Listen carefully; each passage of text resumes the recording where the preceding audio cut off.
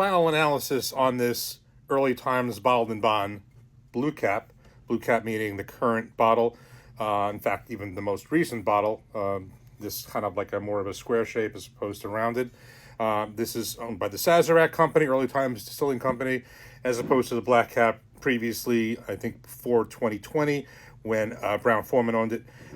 Having not had the Black Cap, at least not to my recollection, I don't have that to compare to, but I have a strange feeling, having just about finished this, that I think the Black Cap, as a lot of people have said, probably is something I'd probably like better.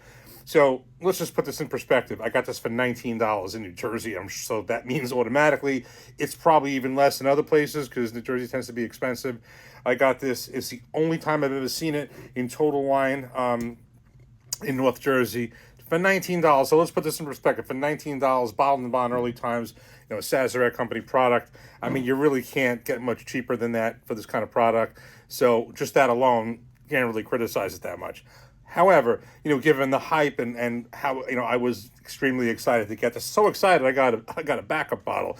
At this point now, having been to it, I probably wouldn't have done that, but I did, and that's fine. Again, it's $19 each. So I would say price-wise, you can't really beat it, but really looking into it, it's just not, it's good, but it's just, I don't know, I just don't see maybe the hype as much as I did having gotten into it a little bit more.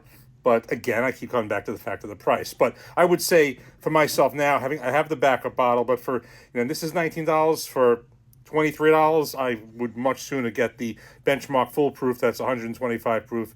Also Sazerac Company Buffalo Trace product. But that would be for $4 more. I certainly would get that any day of the week. But, I would be curious if I do ever see it or come across.